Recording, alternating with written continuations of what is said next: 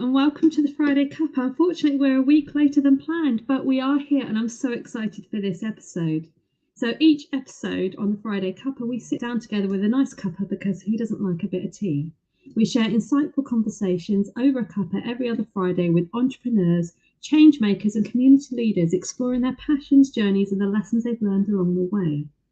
Discover the drive behind their achievements and gain valuable insights to fuel your own. So today I'm really excited to welcome David Earle. He was due to join me last week, but unfortunately we had a few technical issues, which is why we're going live today. He's an award-winning boxer who runs classes at his gym to help those struggling with addiction and mental health issues. Welcome, David. Let's bring you onto the screen. Hello, hello, hello. 1 second. Can you get me my cup up from the top, please? Can you reach? Yeah, just past the cup. So that's perfect. On top of the brown. Yeah. The first Anyone? question is, how do you have your cuppa? Well, I normally have it with coffee, and to be honest, I've got this one today because I weren't well prepared. I'm just making it look like my cuppa. So there we are. So I look the part. It says, "This is what an awesome granddad looks like." Oh, bless you. I'm so excited to have you on. I've been really looking forward to this because you are doing some amazing things and really helping people, and it's really nice to see. So let's start at the beginning. What sparked your interest in boxing? How did you get started, and who or what inspired you? All right, that's really easy. My dad was a boxer. He was a professional boxer. He fought a man called George Cuppa, and who is the brother of Henry Cuppa, who back in the day when I was young was really famous. So he knocked him out in 2 rounds. So I always heard stories about my dad and his boxing, and he had size 11 boxing boots, which back in 1970 was massive. And in the 60s and 70s, racism was fairly rife. There's a lot of skinheads about where I lived in Coventry. Yeah. So you wanted to look after yourself. So I started boxing really to look after myself. I'll tell you a little story. I won't say where we lived, but we lived in an area that was Ofsted classed it as an area of high social deprivation. And my children were at primary school in a school where it was very, very male heavy dominated. So my son's class of like 30 kids only had 4 girls. And so you can imagine there was a lot of bullying and a lot of boys going on, that, a lot of boisterous energy. And my son was 10 and I took him to some boxing classes. And the second week in, this lad turned up who was one of the bullies in the class. And he went, "Oh, we didn't know he did boxing." And I went, "Yeah, he's been doing it for ages." They never went near him again after that. It was so funny, the difference. And the respect that he got just from doing the boxing was insane. And he really enjoyed it. And then his confidence would have grown, wouldn't it? 100%, yeah. 100%. So what is your most memorable match or story to date? In boxing? Yeah, for you. Match. I suppose my first fight, everybody's first fight is their biggest fight because you're the most nervous. And you don't remember a lot of it, in all honesty. Most people, because you're just relying on sort of adrenaline more than you are fitness. Yeah. So you just go in there, have a mad panic, get out and just hope you get your hand raised at the end of the fight. So that's probably the most exciting one. And then I won titles, so they were interesting. I'm 5 times home counties champion. I was never a national champion as a boxer, but then I started kickboxing after I finished boxing, and I became a national champion a few times. I went to the world championships doing kickboxing. Out of the 2 sports, which would you say gave you more of an adrenaline rush? Boxing. Boxing was scarier. Okay. Kickboxing, I could knock people out because they weren't used to being punished as hard as what the boxers were. So boxing was much tougher, but way back then in 2003, something like that. Right. What are some of the biggest lessons you've learned from boxing that you've carried over into other parts of your life? Well, it's about self-respect. What I do is the fact that I can walk around with confidence, so I don't really worry about anything. And the biggest thing, like you say with your son, is it gives you a certain amount of confidence. They can go where you like without trepidation. Yeah. some girls in here. I walked down from in the east, and they were walking so proud of not fearing God. They could do that if they were to the park or anything else. The thing is, you'd be unlucky to get attacked, but in the back of your mind, if you think you can look after yourself, then life's a bit easier, isn't it? It is, isn't it? So as a child, I did karate, you know, and just knowing how to defend yourself. I only ever had one fight at school, and these two girls decided they didn't like me and they were going to go for me in the middle of the playground with hundreds of kids stood around. But I was never worried about it because I knew how to defend myself. And it just meant that I handled the whole thing differently, you know, than so there's all that stress that didn't appear. And most of us worry about things that will never happen. That's the biggest cause of mental health problems. We worry about things, not just the fighting side of it, but we imagine something's going to happen. And I've seen a quote before that basically sort of says worrying about something basically robs you of opportunities and time. How did the discipline and focus required shape you as a person? Not quite as much as it should have. I run a business and I've managed to stay open for 21 years, which is amazing for me. But I don't know. The discipline should, and I tell everybody who comes here that, you know, I focus mainly on how boxing can happen in the future. So, I mean, it helped me sort of with the confidence more than anything else, because this confidence doesn't only stay with you in the gym. When you leave the gym and go to school, and it's not just about the fitness and the boxing and the fighting. No, it's how you carry yourself. Schoolwork and even the schoolwork. Games is obviously going to be better because you can start winning some races. So the children come back and they say they've done this in, you know, the egg and spoon race, not the egg and spoon race, but they're bigger races. But the schoolwork improves because they're more confident as people. Yeah. So I've just put your link across the bottom of the screen. So for anyone interested, this is a link to David's page. So please do check it out. Spit Sawdust, founded in 2003. I love the name, by the way. Where did the idea come from and what inspired it? And do you want to tell people what Spit Sawdust is if they don't know? Okay, Spit Sawdust, give you a little story. It started as an alternative to going to different centres. I used to go to lots of different centres teaching boxercise classes. I was like founder member in England with another man of boxercise. So he started boxercise and asked me to join in, and then he unfortunately passed, and along the way we picked up more people to help run it, and then I sort of backed off as in running the business side of thing. I didn't get into that, but somebody else came in and took it over. So I started with boxercise classes when I first got here, and then people were asking me because I did boxing, people asked me if I would start a boxing club. And so I talked to my old coach, asked him if he fancied it, and he said yes. Ken Reynolds, his name, is a really good man. Again, he's passed. You're finding this. I've got to be careful I don't talk about too many people because they're not here anymore. People think I'm a jinx. You just touched on, you know, evolving to a club. Was it difficult to transition from a fitness club to an amateur boxing club?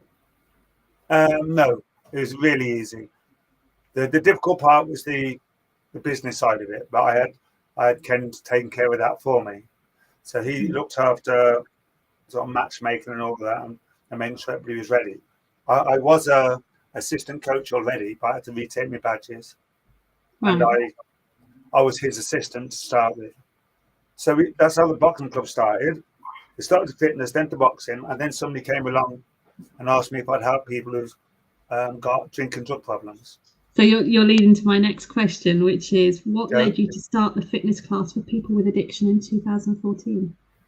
Well, that was a man called Jamie Hamilton, and he was a former addict. He was in recovery, and he's working out of Oxford, although he's from Manchester initially. And he said in Manchester, a lot of people were gaining confidence and moving away from their old lives by using boxing as a tool.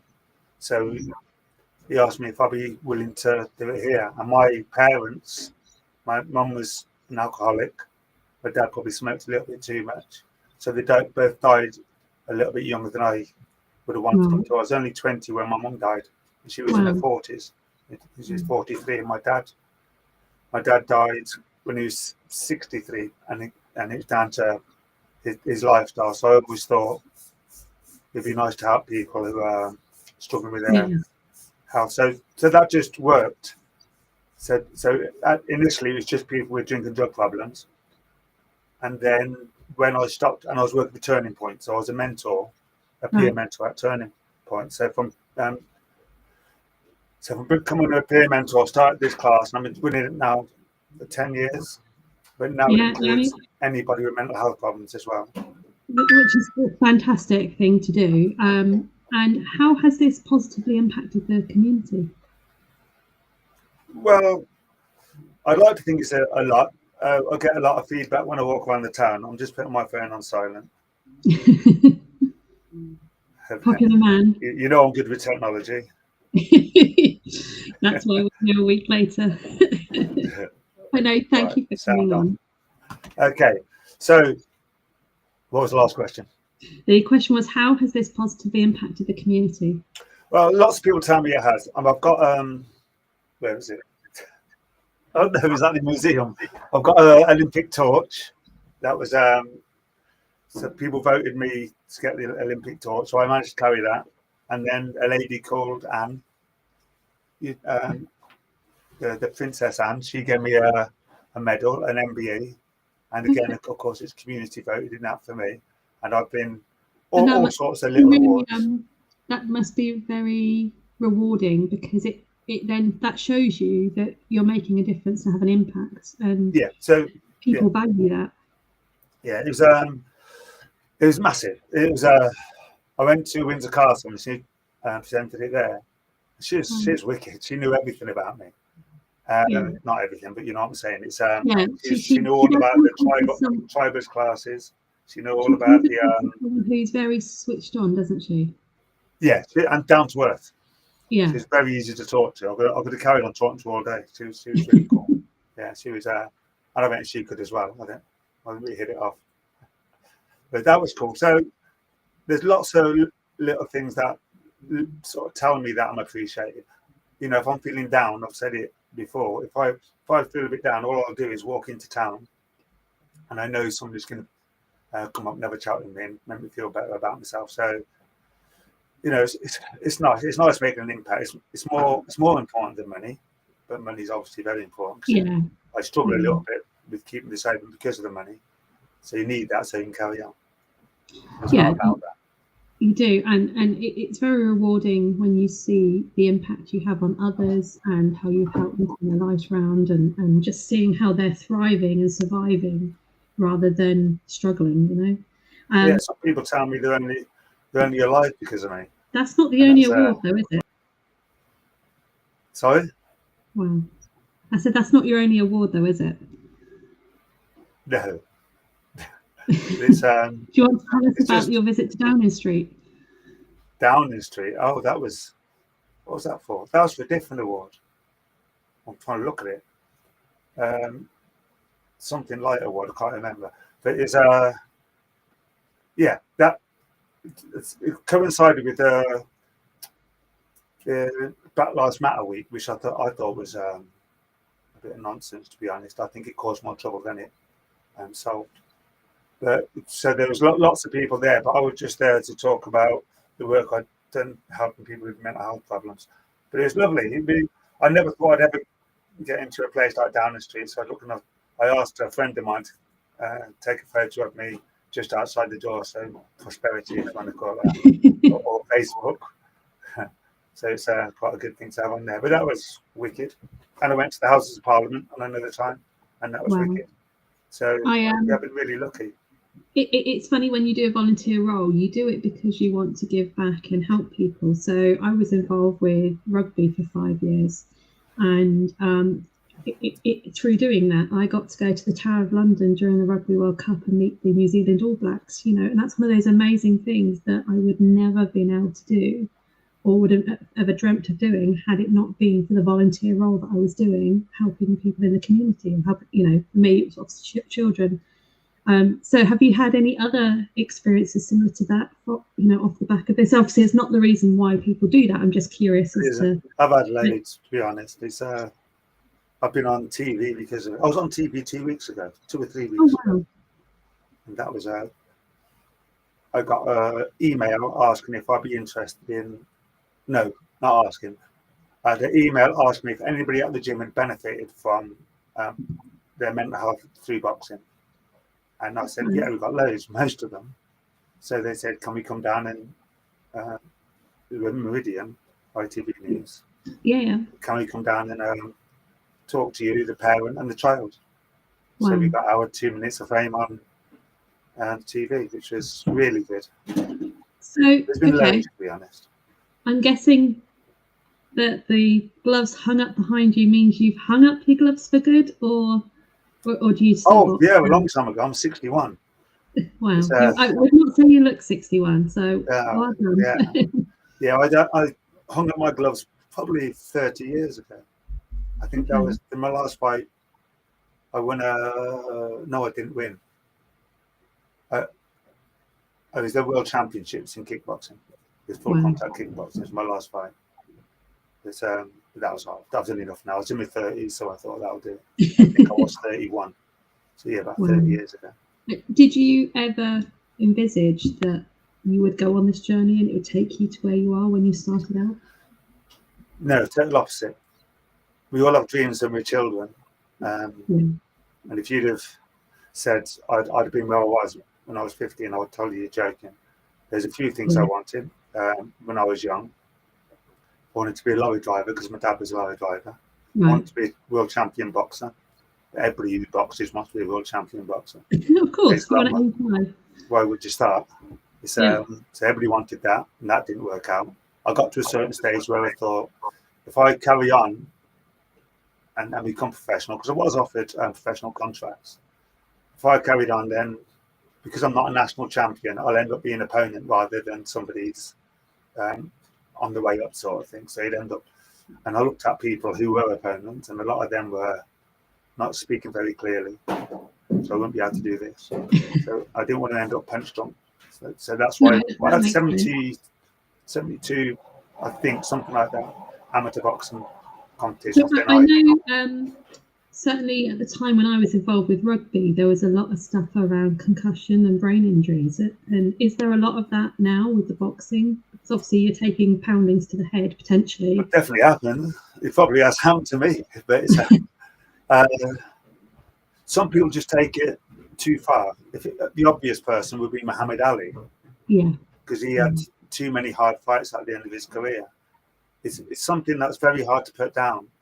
Because you are known for, whether it's when you played rugby, you're known for that, and you're known for boxing. So when that gets taken away, who are you, sort of thing? So you've lost your identity, and then you probably work in a factory because you didn't work very hard at school because you were into your sports. So a lot of people go down a different route. It's like with football and with boxing and things, but they talk about the big paydays, but actually in reality, the length of your potential career is a lot shorter than if you go into a traditional role.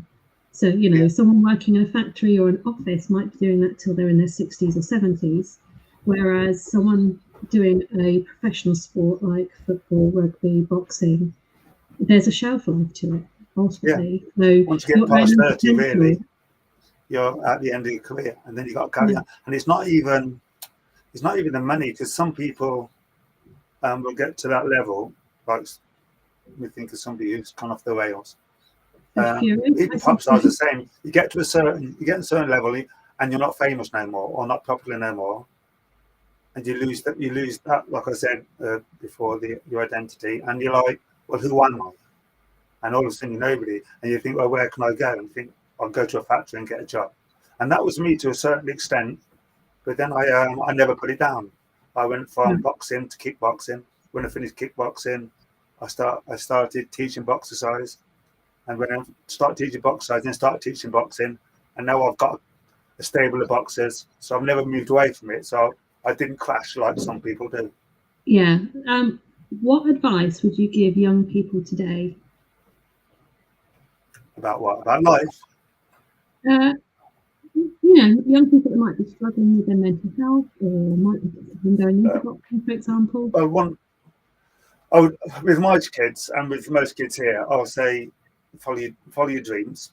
I said, or if you're going to do a job, choose a job that you would do for nothing. Don't choose a job for the money, because when you choose a job for money, what you're doing, you're working for money, not working for something you like to do. Yeah. And if you can find something you love, like I'm really fortunate. If you can find something you love and turn that into your job, and then life's all rosy, isn't it?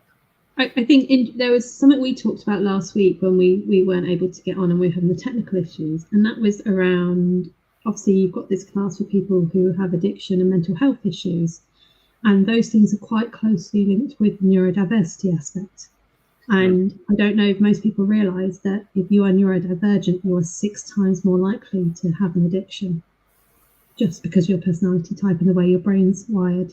So something like, and certainly fitness and exercise can be good ways of managing that and be very rewarding. So I think that there's going to be an element of that in there with your class, is that you'll have people that will have neurodiversity, and that doesn't just have to mean ADHD or autism. That can be OCD, bipolar, neurodiversity is an umbrella term for many different conditions, and I'm sure you see a lot of that in your class, and a lot of undiagnosed people as well. I've realised they are. And I enjoy having neurodiverse people in, because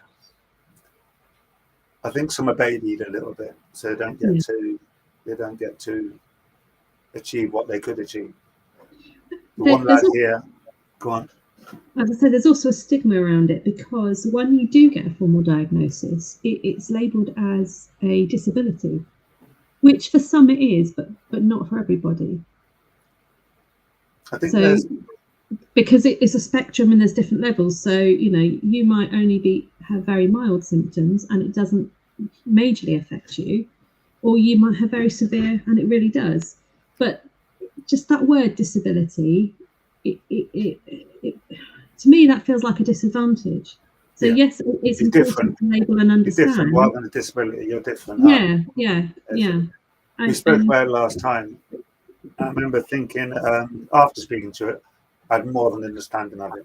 And I have people I train in personal training, and the reason they're doing personal training during the day is because they're off school because they've got neurodiversity. And now I go deeper into their thoughts, and I need to know how they think. And even talking to you last week, it was like, give me a different angle on it, because I've got my thoughts, obviously. Sure. It's nice to be educated by people who've been through it. So, I think one example is, I think we were talking before about clear, concise communication. So, for example, someone with autism will appreciate direct, clear, concise. And if you go, right, do this, this, and this, you'll overwhelm them. Where if you go, right, do this one thing, and you're clear and calm and concise with it, then they understand that. And sometimes they have to understand why they need to do it. And so to a neurotypical person, they might go, well, you just get on and do it. But to a neurodivergent person, they need to have to understand the logic why before they could be motivated to do that. But certainly sport in itself, and like say rugby, boxing, football, any of the sports out there, personally, I think there can only be a positive thing. My neurodivergent child, when they were younger, they were doing swimming and gymnastics, and they thrived at gymnastics. And to the point, they were winning awards and so forth. And even in the swimming, as much as they hated doing the swimming, they were invited to join the swimming club because they were so good at it. Yeah, I think I've got so many stories I could talk about. One lad came here, and he was autistic. He's in sick accommodation, so he can't look after himself. So I used to go and visit him at his little bungalow, and they didn't let him out. He was on drugs to calm him down. He's a really big guy. There's a photo. Where is it? There's a photo here, just behind me. And he and I said, can he come to? Because I did mental health. Can he come to that? But he weren't on the intelligence level to really understand what the talk was about. So I asked him if he'd come to the boxing classes. They're worried that he was going to use all the boxing skills to hurt somebody. But he came for like 3 years. Then one day he said, I'm going to try something else. And I said, you should. I said to everybody, try everything and see what you like. So he went to a different club. I won't say what it was because it won't be fair on them. Yeah. And he came back a while later, I can't remember how long, and he said, this is going back to what you just said. I said, how was it? And he said, it was okay, but they told you what to do, but there's no ingredients. Yeah. And no, he said there's no flavour. That was it. He said there's no flavour, which is even nicer. He said, and that was like, because if you threw a punch, when I instructed you, I'll tell you where the punch started at your foot, and how it worked through your body and ended up at the target and then back to your face, sort of things. So you had all the ingredients or the flavour of the things. So that's what you're just saying. Some people need to know, rather than just say, just do this, just do that. So he needed that. But so the other thing we have with our neurodivergent child is that if they are not interested in something, then you just won't get anything out of them unless it engages with their brain. Whereas if they are interested, you'll get 150%, effort, over the top, hyper focus. I would say you'd have to you'd have to develop a skill to get them interested. There's always a way. So that's what I feel I do here. They might not look interested to start with something, so you've got to find a different way of teaching to get them interested. Yeah. Okay. So what's next for David? What are you currently working on? Oh, lots of things. Oh, I will do that. It's a light bulb moment. The next thing, somebody sent me an email last week or the week before asking if I'd be interested in doing a talk for a big company, KPMG or something like that. MGKP. It's a big consultancy company, and in accounts. And they asked me to do a talk. It was in London. I do talks, and I do podcasts. Will we see you on the TED, TED stage? I did a TED talk. Wow. Okay. Already, yeah. So I've done some talks. I do talks to schools and stuff. But this was quite big. This is like one that actually pays money. That's always nice, isn't it? Well, the thing is, if you can get on that platform, you can make a difference to more people's lives. And that's for me, that it's like what I'm doing now, but magnified. So one of my talks could help thousands of people rather than the people in the gym sort of thing. So it's used that people said it's how many people you serve that makes you bigger. So, and that's financially as well, obviously. The more people I serve, the more I get paid, and the more money I help. So it's a win-win. Yeah, it's that's part of with the whole idea with the Friday Cuppa is giving that platform to other people to, talk and have those insightful conversations around what you're doing. Like we've spoken today about the class and your boxing and how that's impacted and helped other people, because people who don't know you won't necessarily know that's going on and won't know that. So like I was asked before, why I don't talk necessarily about my own businesses. Well, I'm not here to do that. So yes, you'll get an insight into me as the host, but I'm here to help you talk about what you're doing and give those interesting conversations and those insightful chats and hopefully help you guys help more people. That's it. We have a man here, and he felt like 82 or 83, I can't remember how old he was at the time. That his life had ended. He can't help anybody. He can't do all the manual labour jobs around the house. So he felt useless. And what's the point of even being here? He was ex-army, So I just kind of, that was in the same group that helps people with mental health problems. So I let him know, you know, what he was good at. He was in the army too. He was a chef. And one time I asked everybody what they did this week that made them happy, because that's not a question that's normally asked. So he came back with, he met a lady in a shop and he helped her buy a cake tin. Well, he wanted a cake tin. She was going to buy a cake tin. He said, you can't do that because she was making the crumble. He said, you need Pyrex or earthenware, otherwise the crumble is going to be ruined. And he said it took her over the road, and I showed her into another shop and showed her these two dishes. Yeah. I said, that's too big, that's too. So it's a lovely story. And he said, and if you put more,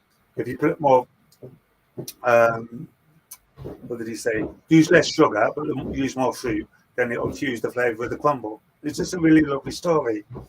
And yeah, and I told him that when he first got there, because he was so down, he was upsetting everybody around him, all his family. I said, what does your wife really love? And he said, fudge. No, this was the very start. I've known him for a long time. This is the first time I knew he had problems. And he said, yeah, fudge. I said, well, when you live here, go and buy some fudge, take it home and tell her you love her. And he did, because I asked him the next time. And that was the building blocks for something much better in his life, sort of thing. And his whole family changed because of one thing. So it's, when you help one person, the knock-on effect, like a butterfly effect, as they call it, yeah, it spreads. So it's it is. So that's what I want to do. How can we help you, other than visiting your Facebook page? How can we help you? How can we give me more talks, I suppose. Impact? And I'm thinking about it. It's not everybody wants to be a boxer. You know, physical education is good, and getting fit and strong and all that, and losing weight, that's all good.